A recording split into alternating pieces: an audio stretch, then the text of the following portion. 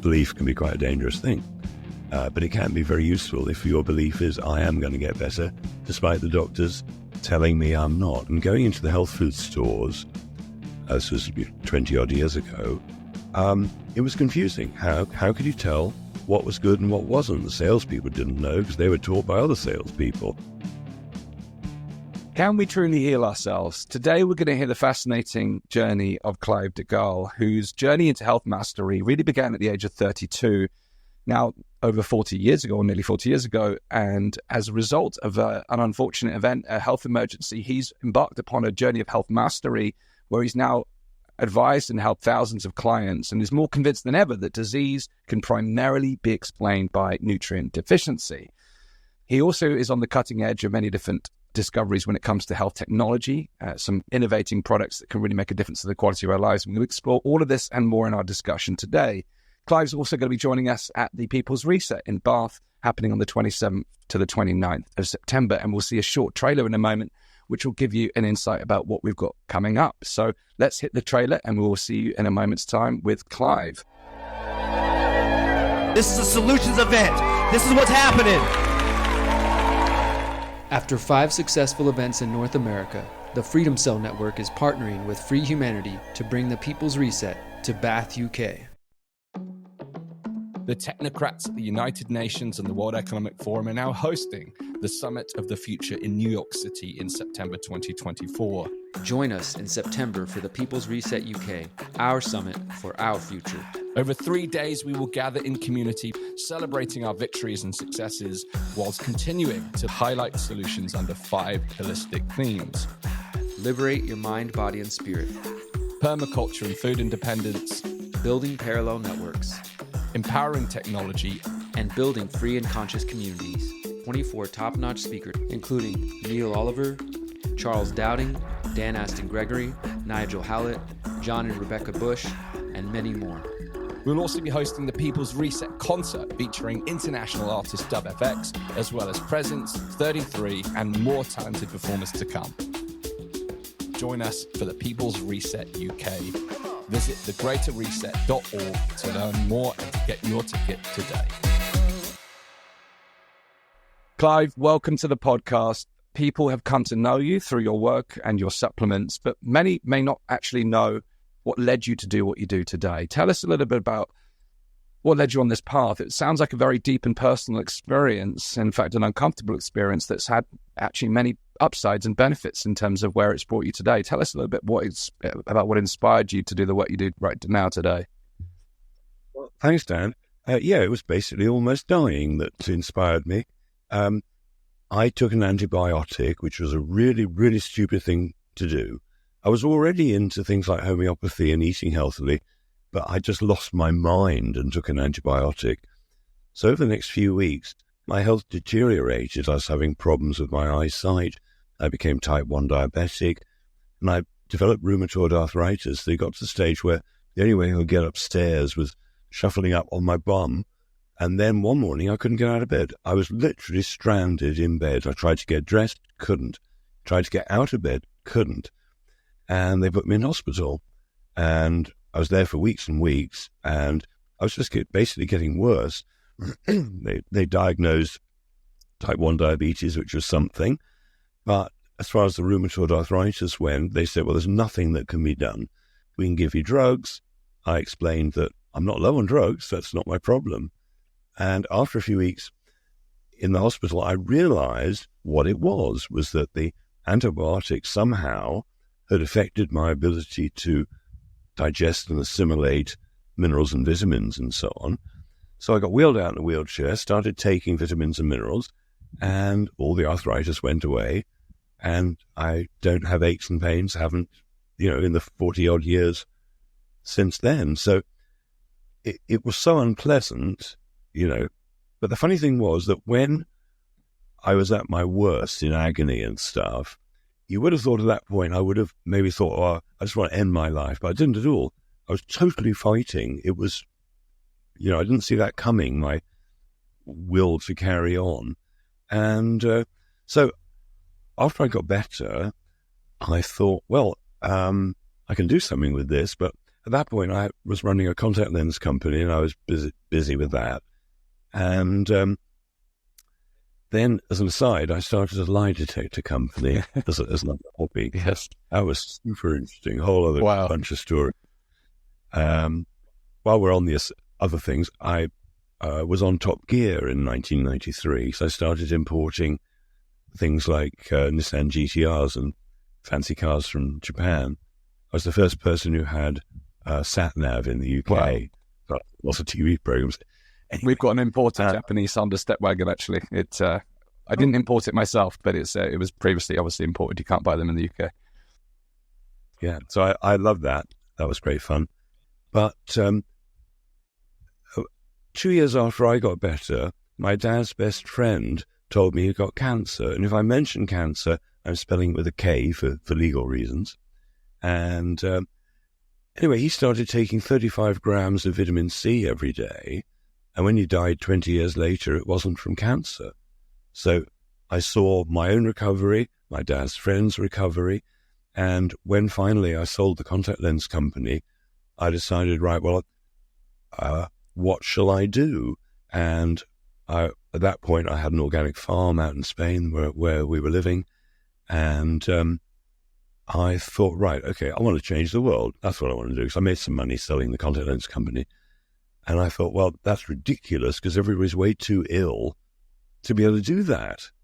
Because I could see that so many people are unwell. I mean, it's just incredible how many people think illness is normal, that decrepitude and old age is normal and so on. I met a medical doctor who I was interviewing, and she said before she woke up that when she was about 35, as a medical doctor, she put in a stair lift knowing that she'd need it later. And how insane is that?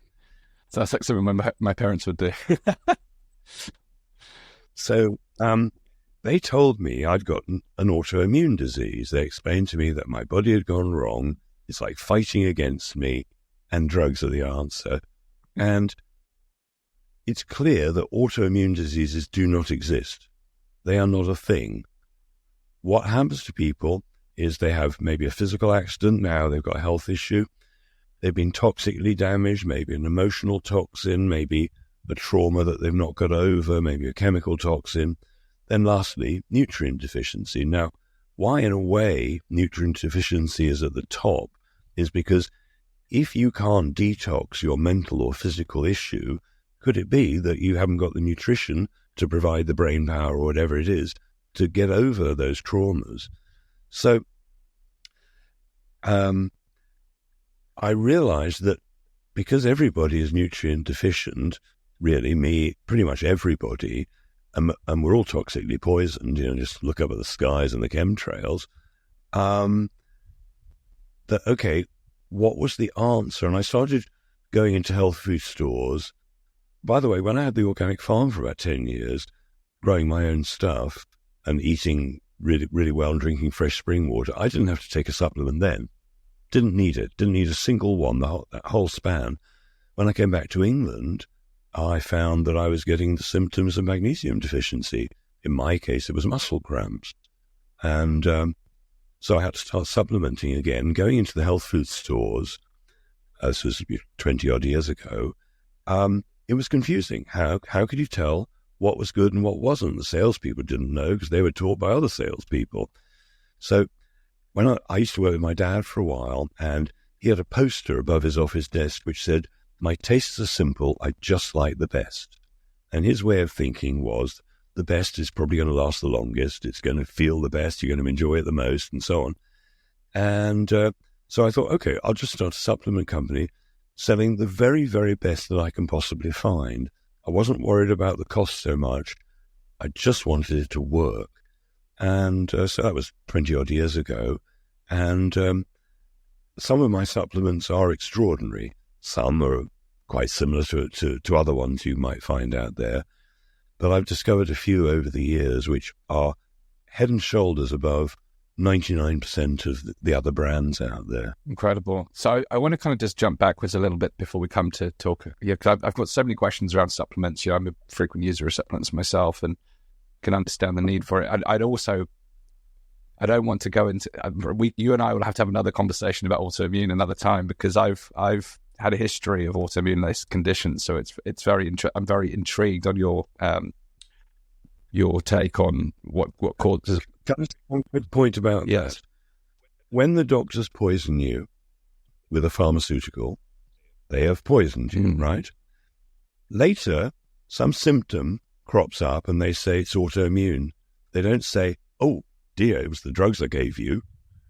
In my opinion, autoimmunity is the biggest excuse for doctors' stupidity. Yeah, I mean, I've tried to trace the journey back, and I've isolated a few things. One could be childhood injections. The other could be doctor stupidity way back then. Or the other could be the other form of doctor stupidity, which is the mercury in your teeth. I had childhood fillings, and there was also, you mentioned being in Spain. My lovely grandparents brought me this incredible pen back from Spain somewhere. It was very one of these classic touristy things, and a little boat in it, and I was fascinated, little kid, and it was suspended in this liquid, and it turns out now, looking back, the liquid it was suspended in was mercury, and as a child, I bit into that pen and it broke, and I swallowed it. So there's a chance that could have caused. I mean, I've researched into this now. How they even? Why were they using mercury as it was just the viscosity of it, so it had this very slow.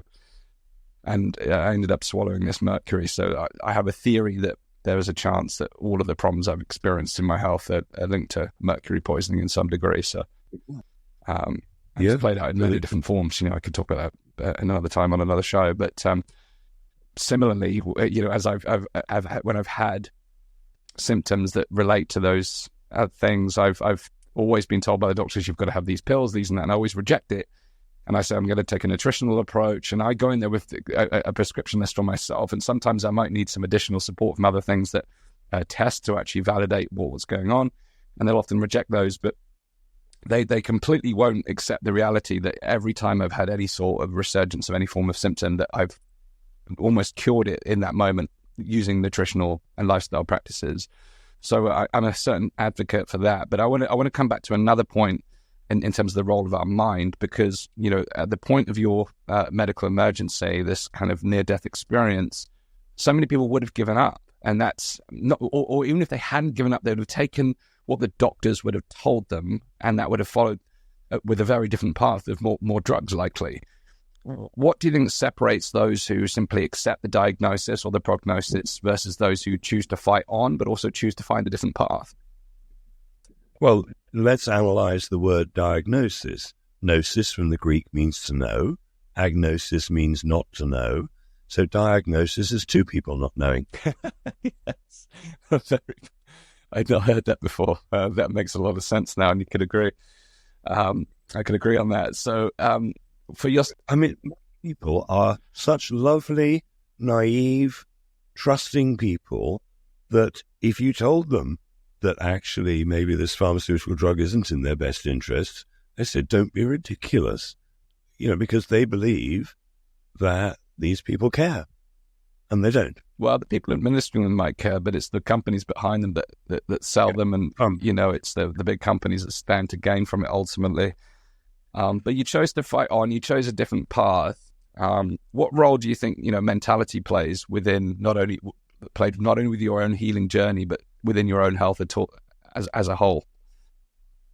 Well, I think unfortunately a lot of people are doing work they don't like, possibly in a situation they don't like, and are essentially unhappy. I was lucky that I was pretty happy, and I think a lot of people choose to die, given the choice of perhaps hard work, a bit of dedication, or whatever, dealing with the problem.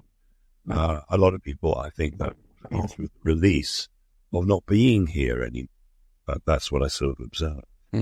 I wanted to be here. Yes, and what do you think gave you that fight? You said you were happy, but you're at a point in your life where you're facing this major pain potentially. What made you switch on? I was in a loving relationship. Had I been single, it might have been quite different. Yeah. Wow. And then how is this experience? Obviously this has led you on a very specific path, and thanks to your career, you were able to build something in this that can change lives. But how has this changed you personally? The whole journey. How? Oh, it's made me way happier. After I got over the horribleness of being ill, I got to the gratitude stage, and about 20 years ago, maybe, I was studying cancer survivors. I wanted to know at what point did they know that they were successfully healing? At what do they do? What do they do right? I'm talking about the long-term cancer survivors. And I was expecting them to say things like vitamin D, vitamin C, that kind of stuff. Nah, 9 out of 10 said it was gratitude because they changed their life. They got over the past. They divorced or married or forgave the children or something big, maybe it was nutritional. Something big happened and they became grateful to the event. And that's what happened to me. I'm hugely grateful that I got really ill because I got happiness in a profession and a real purpose for life, So it was great. Well, it sounds like you kind of hint at some of the things that may, in your view, form a definition of healing. Tell us a bit about what's your understanding of the meaning of healing and how does it relate to our health? Well, let's say that you start with love as the top of everything. Then below that, there's trust. Some people might say, well, what about belief? Well, belief is the enemy of knowing, right? Belief can be quite a dangerous thing, but it can be very useful if your belief is, I am going to get better, despite the doctors telling me I'm not. I mean, what doctors tend to say is things like, you've got 6 months left to live. Now, how do they know that? Well, they know because with the drugs they're going to give you, nobody lives longer than 6 months. It may have nothing to do with your illness. I interviewed a nurse ages ago who'd been an oncology nurse for years before she suddenly woke up to what was going on. And she said, a patient would come through the door and, it could be there could be a number of diagnoses. So they'd look up in the insurance book what paid the most and they'd diagnose that. Yeah, it's fascinating. I mean, Patrick Holford was on the show recently talking about some of the drugs that were issued around some mental health challenges, things like ADHD, and it's incredible to see how the rate of diagnosis of some of these conditions increased in parallel with the availability of new drugs. It's the market created the symptom in a way. Yeah, I mean, corruption has been given a new name, which is lobbying. And so the pharmaceutical reps will lobby the doctors and take them out to lunch. When I was in ophthalmology, when I was there, the reps used to love to take me out to the most expensive restaurants. Which restaurant do you want to go to? Because I was giving them business. Is that legal? I don't know. But that's what happens. I mean, the lobbying business is the corruption business, isn't it? Absolutely. So So on the antithesis of that, then taking health into our hands, I've heard you speaking about 3 dimensions of healing: physical, emotional, and spiritual. Could you talk us through those 3 different dimensions and how they impact on the quality of our health? All right. Well, let me give you an example. One of my favorite things that happened was one day this guy comes and he's in pain, he's got eyesight issues, and he's got brain fog. Now, at that point, I was using Rife technology, and I had 4 of them. So this poor guy, I rig him up to 4 Rife machines at once, the end of an hour, totally fixed, pain gone, eyesight perfect, brain fog gone, and I'd forgotten to switch the machines on. Wow. Wow. What's a Rife machine? A Rife machine is, the idea is that bacteria, fungi, various things have their individual frequency. And if you dial up, if you like, the exact opposite of their frequency, they will be destroyed. So if you've got some sort of parasite in your blood, find its frequency, zap it, and it's gone. You do have the problem of dead parasites splattered all over your body. But anyway, so I played with Rife technology for quite a long time, but now I've gone back in time. And as you know, I tend to use much earlier Tesla devices and much later devices. I put Rife to one side. A lot of people get results, but I'm impatient. I want results in 5 minutes or that day. Rife machines often take longer than that. It could be a bit long term. So just getting back to what is healing, well, the four elements. Is the air you're breathing as pure as it can be? Is the water pure as it can be? The food, is the soil it's grown on pure as it can be? And of course, the answer to most of that is no. So, there is stuff you can do to correct that. I mean, water, I think, could be looked on as number one, in a way, because everybody's messing up with it. I made a 4-minute video a year or so ago where I got 4 glasses of tap water, complete with the chlorine. First glass, I put in some drops of chlorine indicator drops, type you use to see if there's enough chlorine in your swimming pool, goes green. Second glass, put my fingers in for 5 seconds and pull them out. Chlorine indicator drops, doesn't go green. Third glass, get thin slice of raw potato, put it in this time for 3 seconds and pull it out. Chlorine indicator drops, no indication of chlorine. Where had it gone? Well, presumably into my fingers, because my fingers don't neutralize chlorine, but they do suck it up.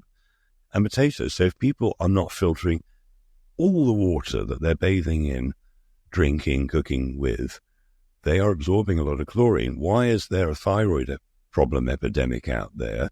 Well, the chlorine is damaging the thyroid and damaging the iodine receptors and all that.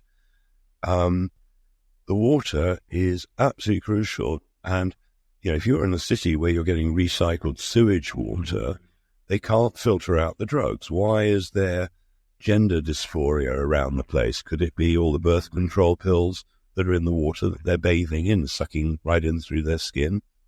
The water situation is really quite dodgy. The air situation, well, probably not much we can do about it apart from move out of town. Food, well, we have to be super picky. We really, really have to stop poisoning ourselves and encouraging supermarkets to supply us with poisoned foods. If we can grow it ourselves, which, who knows, might be a good idea for the oncoming stupidity that looks looming, or we support a farmer.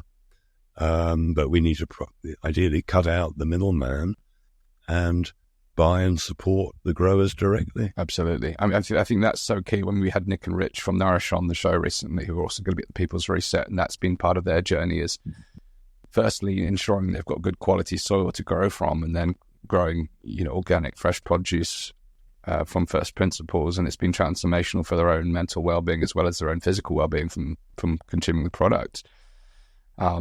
With soil being a real challenge because, a lot of things you've just mentioned, the water that comes through our taps is highly chemical, and of course you're absolutely right around these other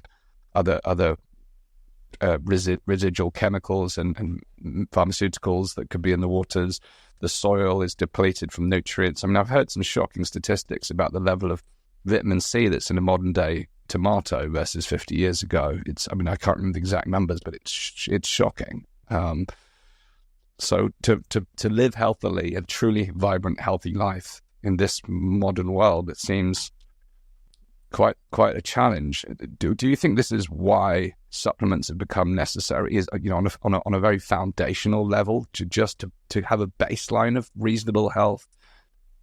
Yeah, absolutely. I mean, I'm incredibly lucky where I live because my nearest shop is a fantastic organic farm shop where they grow all their own animals and the whole thing. It's just amazing. But for most people, it's a disaster out there. Spa or something is the best they can do.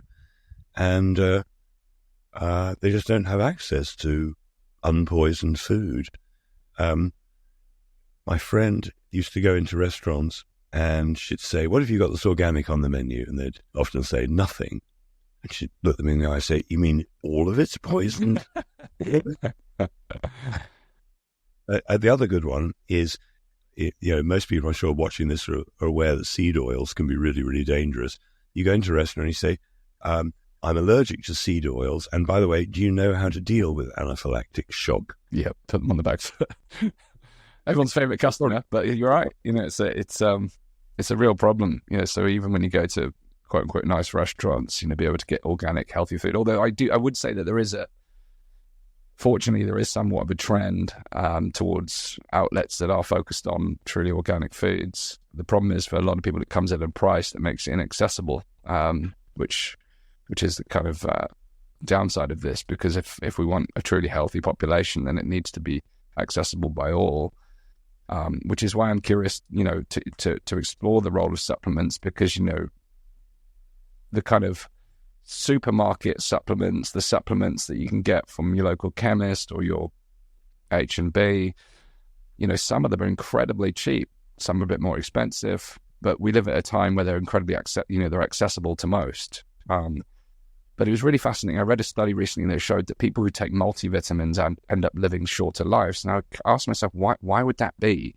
And I was curious, the study wasn't comprehensive. And I thought maybe it's because people they use it as a crutch. They rely upon a pill rather than living a healthy life. So what in your, and you're known for saying you don't sell supplements, you sell essentials. How do we synergize between supporting our health through supplements whilst actually embracing a healthy lifestyle to optimize as much as we can? Because I'm really fascinated by that study, the outcome of that, the results that showed. When I'll ask you directly in a minute, is a multivitamin helpful? But first, tell me, what role do they play in a world where all these elements you just discussed are subpar?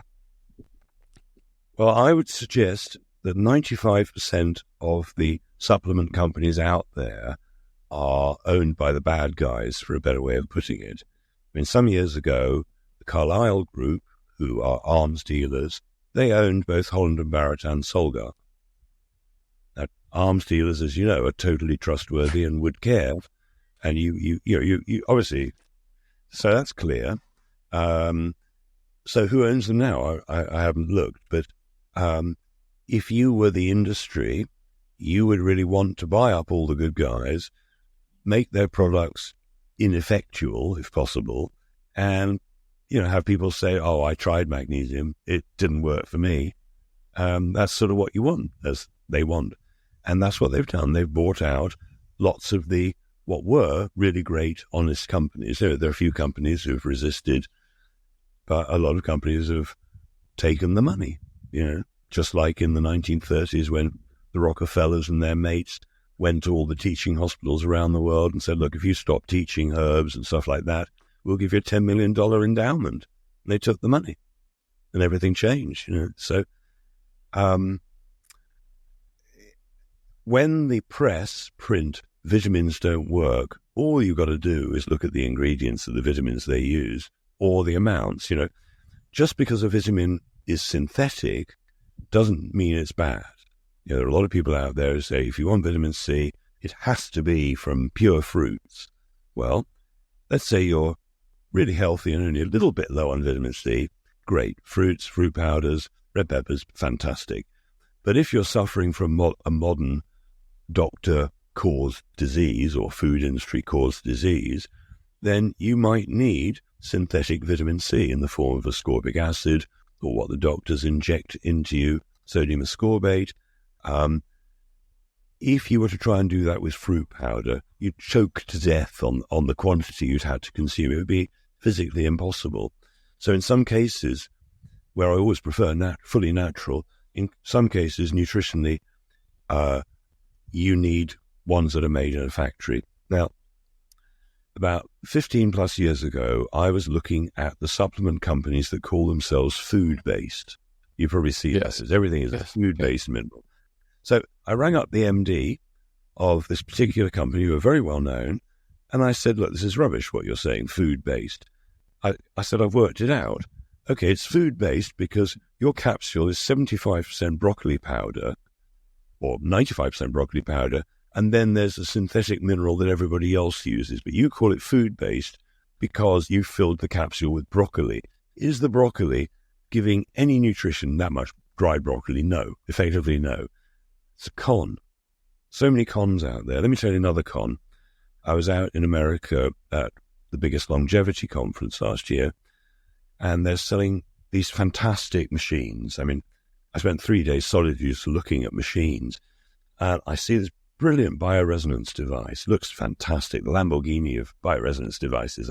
Lots of knobs and dials, everything I like. And I went up to the lady on the stand, and I said, tell me about it. She said, well, look, computers these days, they're so fast, you get the results in seconds, but we recommend between 45 minutes and 2 hours. I said, sorry, what do you mean? So, well, you've got to make money, haven't you? I said, sorry. So, well, look, it gives you the reading in 30 seconds, but most people run a 45-minute program of showing the internal organs deeper and deeper and deeper and all these levels and stuff. It's all bollocks. Yeah, it seems it's very difficult to remove the corporate element of it, or the commercial element of health. But as someone, who's worked in business for over a decade, I do also understand, in order to create a product, distribute a product, market a product, there has to be some element that enables you to do that and to continue to do that. So, but how do you do that in a way that doesn't then compromise the value or quality of the product? Because, when I look at the bioavailability of a supplement, you can just see, there's fillers. Like there's always there's all these words you don't understand until you Google them. Oh, that's a filler. There's no real need for that product. Or when there is a filler in it, there is a healthier alternative that could that produce the same output. But it's the commercial pressure that, like you said, when you've got the corporates buying up these companies, they want to get the maximum product per pill. And in order to do that, they have to lower the quality of the ingredients and increase the volume of the fillers. And as a result, you get a product that's got probably wonderful marketing. So they've now got the money to do loads of really shiny marketing and lead people to believe it's a really healthy product. Although, interestingly, talking to some friends of mine and who are also coming to the People's Reset, the challenges for independent companies and what they can and cannot say about their product or claims they can make is becoming, it's a very narrow wedge now about the actual health benefits you can actually describe as a result of the supplement, which I'm curious to hear your point of view on. But as a result, we've now got all these supplements. We have shelves full of supplements, so we have no measure of quality. We can't discern whether this thing is going to actually help us or not. So how does a consumer navigate that? You've obviously got a range that you've put time and effort in, but how do we navigate this complex array? And even, there's so many supplements now. It's not just like A, C, and E. It's everything. So where do you even start when you start to consider what kind of supplement stack that you might want to adopt? Well, I think you've got to find a company that you can trust. And, how I'm promoting my company is explaining how the supplements work, why they work, why I concentrate on a few primaries as opposed to going absolutely scattergun. But over the years, I reckon that pretty much everybody's low on exactly the same stuff. There are basically 10 supplements that I recommend as just try these. Don't try one at a time. Start slow, but try them all at once because they're all synergistic. And I would say 80% of people notice something fairly profound because we get used to aches, pains, whatever it might be, But, it's so obvious what everybody's low on. Basically the basic list. Vitamin C you mentioned because food isn't fresh anymore, let alone everything else that's involved. We're all low on minerals, so while I don't recommend like a 1-a-day, 2-a-day multi-mineral, the reason is you can't possibly physically fit enough in. At one point I was using Dr. Mercola's whole food ones, but they were huge, and you have to take 8 a day. Eight. Yeah. It was like a meal in itself, just taking these. But to think a 1-a-day multi is going to give you enough, because magnesium, for instance, it's bulky. Vitamin C, it's bulky. Vitamin D, it's teeny tiny. Lots of the things are teeny tiny. Oh, God, wasp round my... Yeah, it's gone away now. Actually, it's just crawling on your back. That's a big one. Yeah, it's a hornet, I think. So anybody's taking a multimineral, they've really got to be careful because they might think they're doing a good job.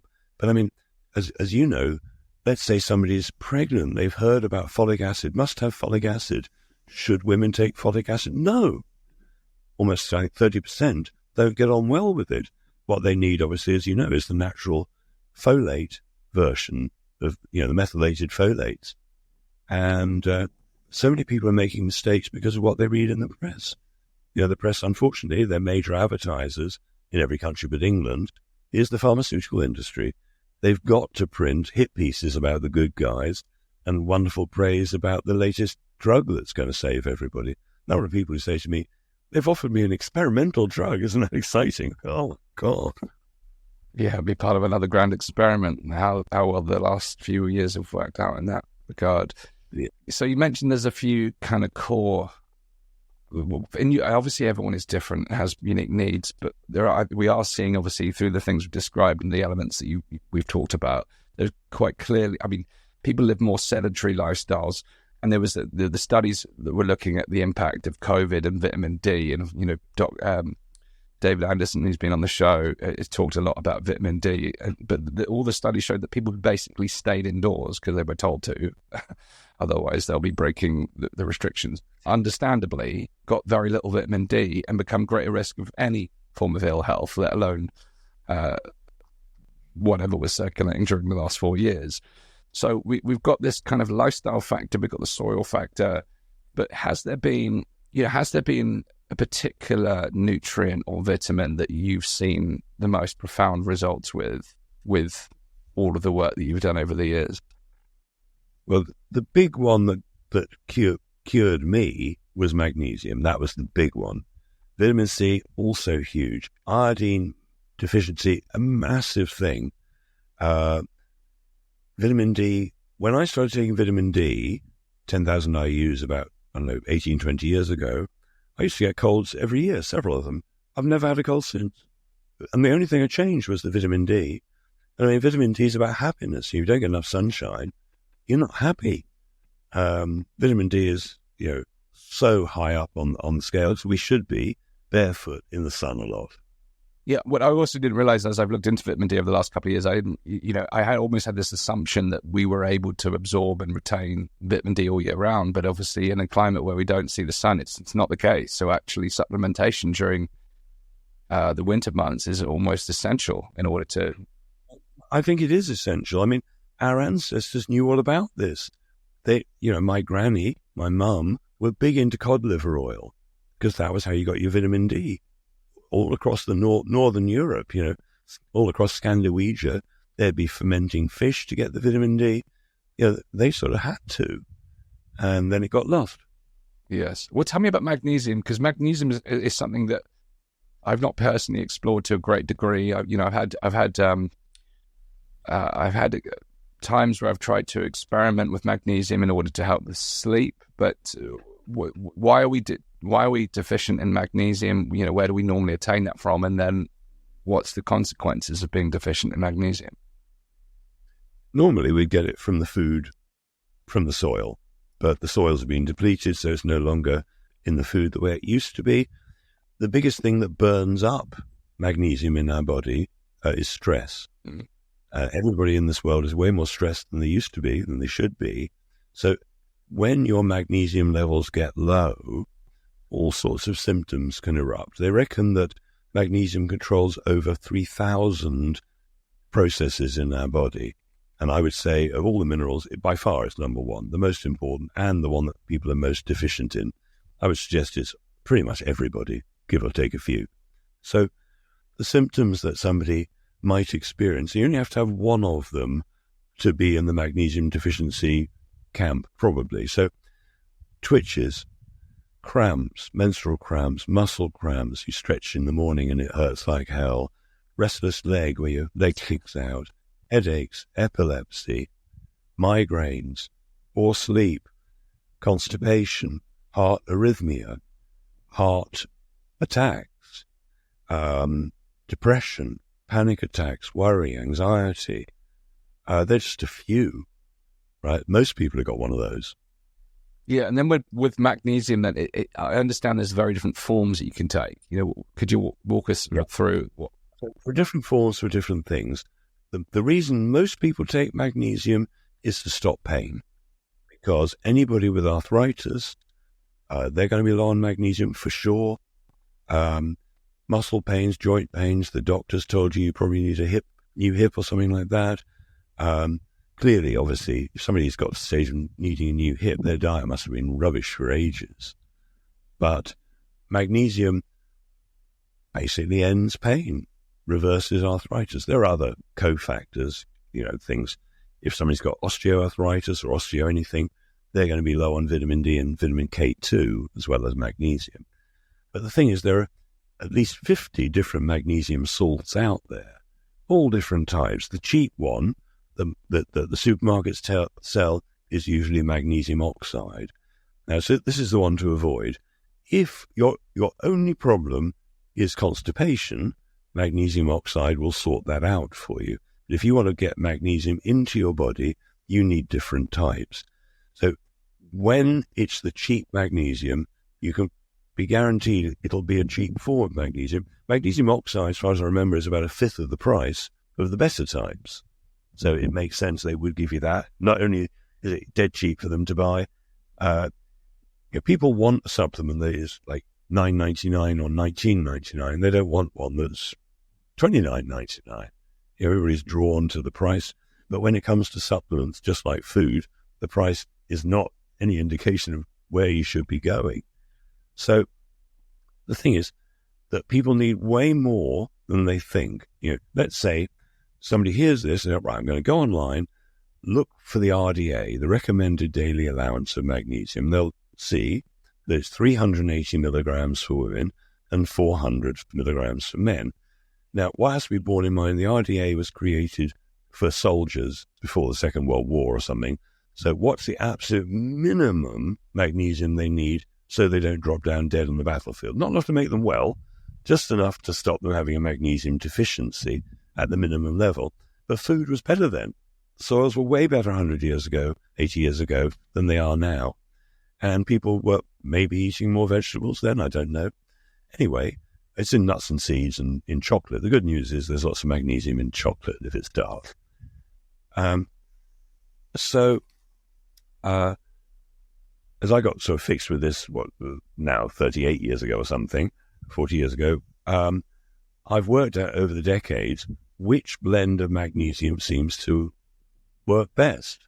And so while some companies have a blend of 7, and I've got nothing against a blend of 7, I've got a blend of 4 magnesiums, which works so well I haven't seen the need to add more necessarily.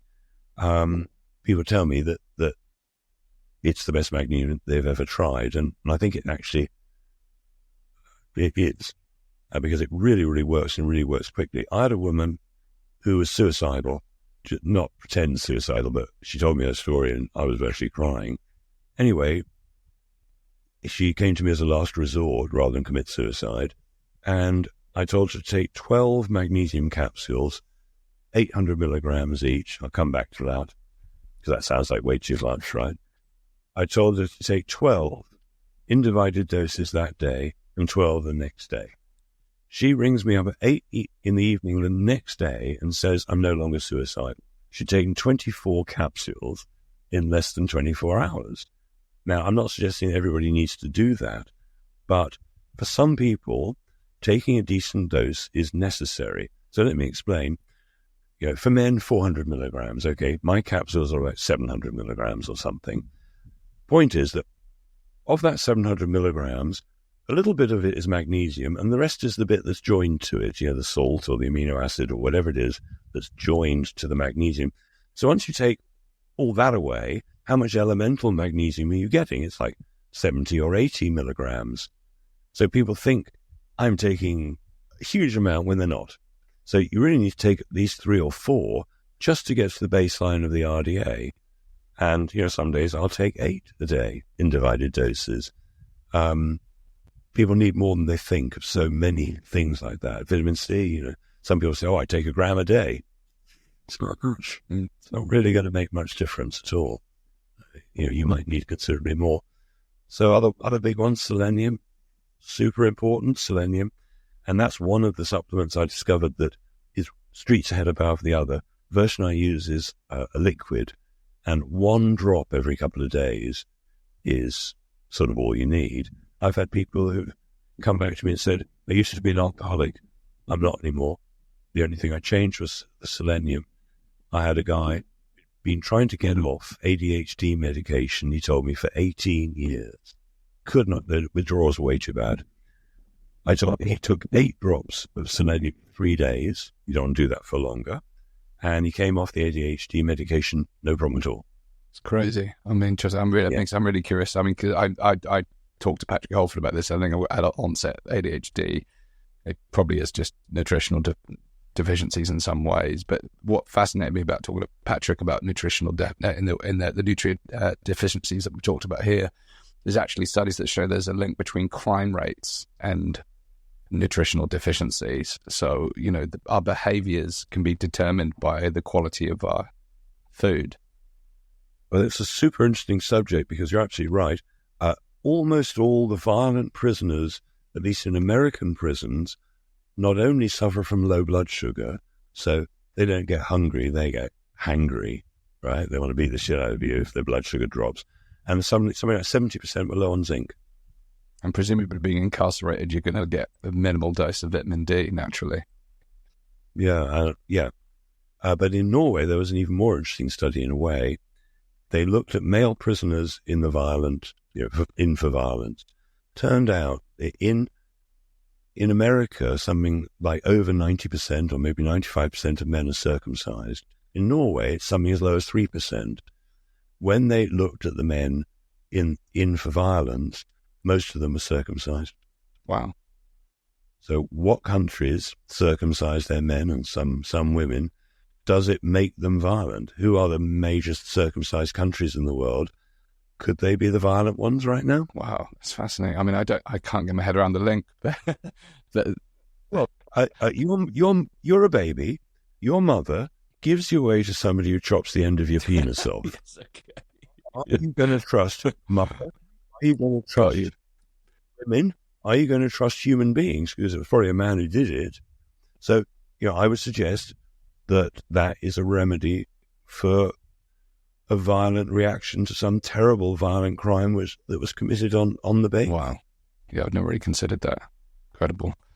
So you're going to be joining us at the People's Reset. A lot of the supplements we've talked about today, we were talking about before we started, is there room to store them? You'll have the chance to come and see them, talk to Clive about them. But fascinatingly, actually, you're joining us to talk about health technologies. And, you're known for your supplements, but increasingly you've been pioneering different devices and technologies and tools that can optimize our health. Can you tell us a little bit about what you plan to come and share at the People's Reset around these novel technologies? Yeah.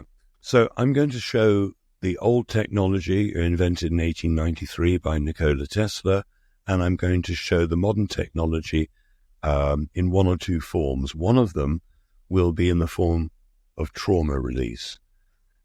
Now, so many people, they're in pain, they've got illnesses with a name from a doctor, and what it really is trapped trauma.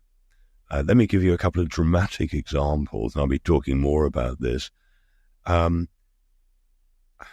don't want people to jump to too many conclusions because this is not going to happen to everybody.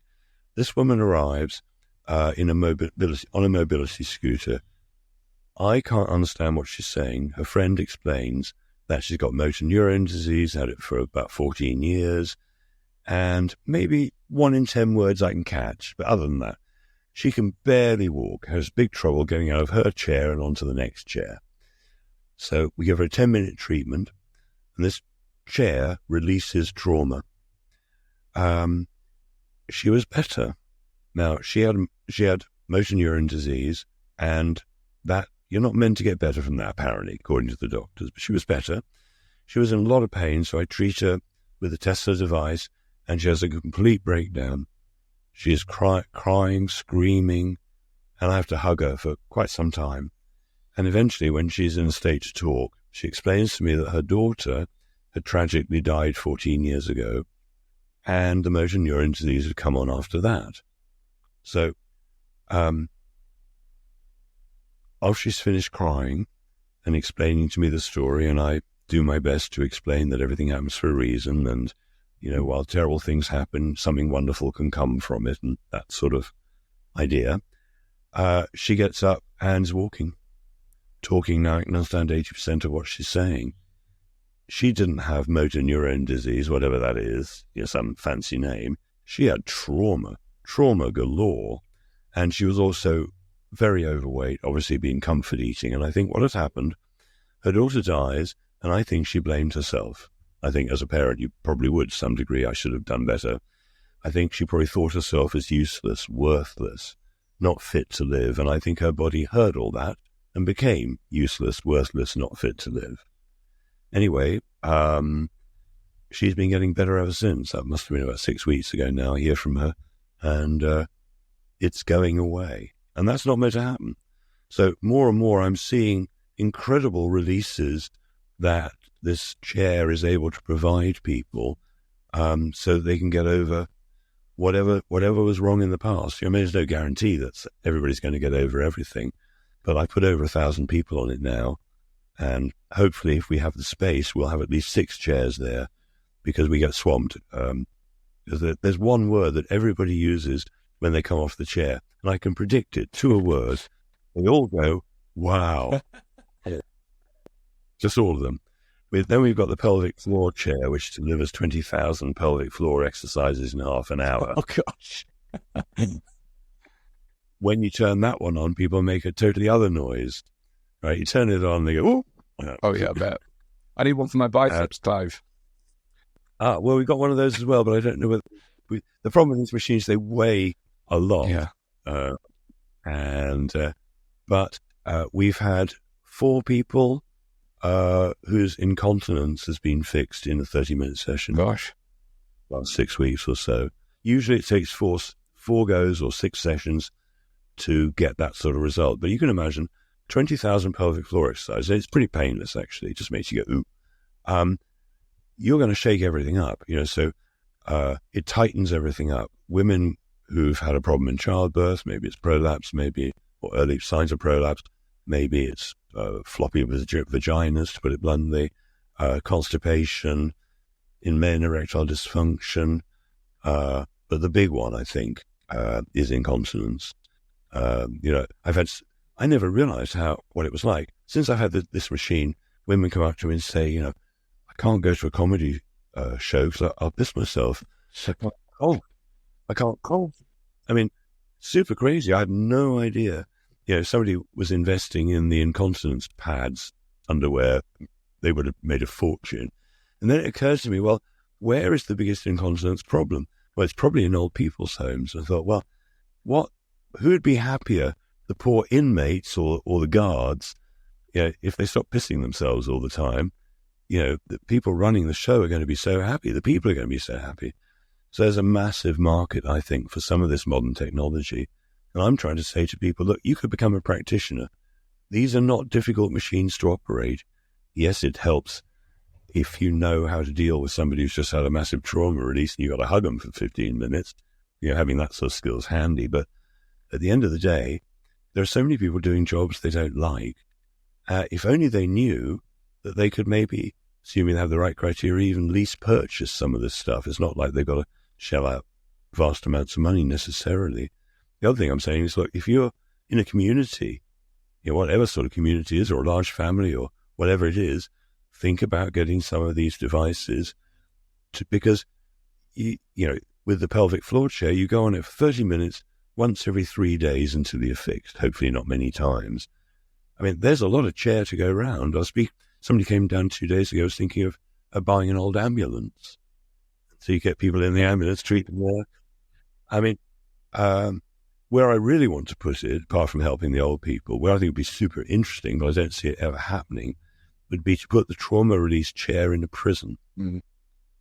How much of the violence and the unpleasantness, how traumatized are the guards, let alone the prisoners? I mean, I think I don't think the authorities want to make life pleasant in a prison, but it could really help. I think that we're all so traumatized. I mean, just everybody to great and lesser degree. Yeah. Wow. Okay. So I'm just so curious. My questioning mind wants to understand exactly how they work. I can't help but want to understand. Where the history of these things. It's part of my innate kind of curiosity to want to learn exactly how these things work and what they're about. And obviously, I'll be able the chance to hopefully give it a go myself at the People's Reset. And for other people who want to come and learn and ask questions, we'll have the chance to do that. Obviously, you're going to hear from Clive from stage. He's going to give an amazing talk. He's going to have a stand there on some of the devices that we've talked about today, so you can come and have those questions answered. And I look forward to coming and talking to you, Clive, in between sessions as well, and having a go on the chair. I feel like I need it today, quite frankly, Clive. I mean, the audience may or may not see it. Noreen might decide to put it in the outtakes now, but I stumbled over my introduction. I mean, I never stumble over introductions. Today, I'm working on 3 hours sleep. We've got crazy amounts of work going on. I'm flying to New York tomorrow. I'm probably, as we talk magnesium, I'm thinking I'm probably well and truly depleted from magnesium the way I'm feeling today. And luckily, you said dark chocolate. I was thinking my desk normally has a little secret supply of 85% plus chocolate in here. I was like, I'll pull that out. So I want to thank you for our conversation today. And actually, for me personally, the way I'm feeling today, it's a reminder of the fundamentals, the essentials, as you call it, the essentials, and actually making sure we have that baseline to ensure that everything else that we build upon it actually enhances and optimizes beyond that essential standard that we need to function and thrive. So I really look forward to seeing you in just a week's time now. Clive actually will be arriving. I'll be at the hotel this time in 7 days' time, getting ready for our event on the 27th to the 29th of September. So do come and see us. We've got 24 different speakers, including Clive, 30 different workshops, an amazing Conscious Agora, this entire kind of marketplace of people like Clive who've got some really fascinating products and services that can actually complement your health, your well-being. So it's going to be an incredible experience. So, Clive, any parting words before we wrap up today? Well, yeah. I'm doing 2 workshops as well as the talk, and one of them will be on how to be healthy for almost no money for the people who can't afford much. Then the other one is about the devices, explaining exactly how they work. Thankfully, it's quite simple. They're not complex, luckily. And the last 2 is my website for the supplements. On the supplements website, I can tell you government-approved truth. I can't tell you truth as such. And that's clivedecarle.com. Then when I got chucked off YouTube by the UK government in 2014, I started secrethealthclub.com, just to sort of piss them off a bit.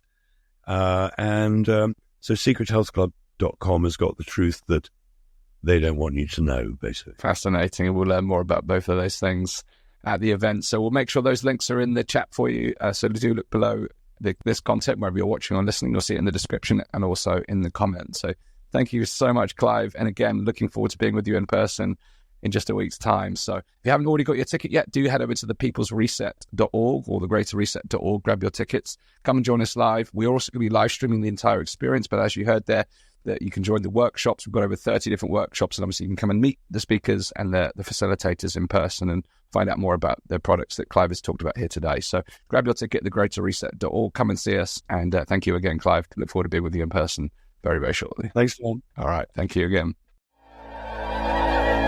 This is a solutions event. This is what's happening. After 5 successful events in North America, the Freedom Cell Network is partnering with Free Humanity to bring the People's Reset to Bath, UK. The technocrats at the United Nations and the World Economic Forum are now hosting the Summit of the Future in New York City in September 2024. Join us in September for the People's Reset UK, our summit for our future. Over 3 days, we will gather in community, celebrating our victories and successes, whilst continuing to highlight solutions under 5 holistic themes. Liberate your mind, body, and spirit. Permaculture and food independence. Building parallel networks. Empowering technology. And building free and conscious communities. 24 top-notch speakers, including Neil Oliver, Charles Dowding, Dan Astin-Gregory, Nigel Howlett, John and Rebecca Bush, and many more.